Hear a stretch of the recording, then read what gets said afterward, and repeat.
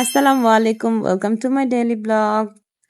বৃষ্টি হচ্ছে আর মার্কেটে যাব, টুকটাক কিছু কেনাকাটা ছিল, লেট হয়ে গেল বৃষ্টির জন্য। বৃষ্টি থামার পরে বের হয়ে গেলাম।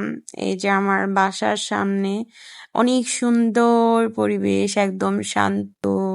এই জায়গাটা হচ্ছে একদম সব সময় ছোট ছোট বাচ্চাদের জন্য রাখা হয়েছে, ওরা খেলাধুলা করে। বিকালে গেটটাও বন্ধ থাকে, বিকেল থেকে অনেক মানুষজন থাকে এখানে, বাট এখন ঈদের টাইম, এই জন্য কোনো মানুষজন ছিল না।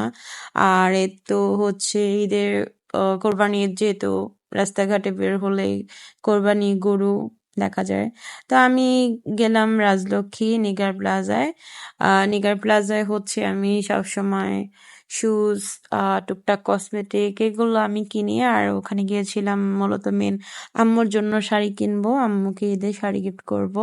তো হচ্ছে যাওয়ার পরে ভাবলাম, জানতে পারলাম আর কি যে ওখানে শাড়ির দোকান নেই। তো এই জুতা আমার খুব পছন্দ হলো, দুইটাই ভালো লাগছিল, বাট সেকেন্ডটা অত ভালো লাগে নাই। পরে আমি প্রথমটাই নিলাম, অনেক ঘোরাঘুরি খোঁজাখুঁজির পরে এই দোকান থেকে নিয়েছিলাম। এরপর আম্মুর শাড়ির জন্য আবার আলাদিন টাওয়ারে গেলাম।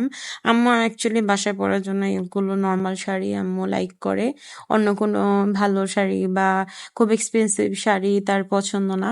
তো ওখান থেকে দুটো শাড়ি কালেক্ট করলাম আম্মুর জন্য। তারপর হচ্ছে ক্ষুধা লেগেছিল, তারপর গেলাম ওখানেই স্ট্রিট ফুড ছিল, মোমো নিলাম। মোমোটা একদমই ভালো লাগেনি, ফালুদাটা ভালো ছিল না। আসলে ক্ষুধা ছিল তো কোনো রকম খেলাম। আম্মু ফালুদাটা খাচ্ছিল, আম্মুর কাছেও মিষ্টি লেগেছে। আম্মু যেহেতু ডায়াবেটিস, আম্মু তেমন খায়নি, হাফ খেয়েছে, বাকিটা আমি খেয়েছিলাম কোনো রকম। তারপর দুইজনের জন্য হেজাব কিনলাম, আর এটা আম্মু নিয়েছিল হেজাবটা। আমি নিয়েছি অ্যাশ কালার আর মেরুন কালার, দুইটা হেজাব নিয়েছি। তো তারপর হাতে পরার জন্য চুড়ি নিলাম, তারপর একটা চেন নিলাম। এই দোকানটাতে দাম নিচ্ছিল অনেক, যেটা নর্মালি আমরা একটু কমের মধ্যে পাই, বাট এই দোকানে একটু বেশি দাম নিয়ে ফেলেছে। তারপর এখান থেকে টুকটাক জিনিস কিনলাম এই মার্কেটটা থেকে। এই তো আমরা চাঁদ রাত বাসায় এসে মেহেদি পড়লাম।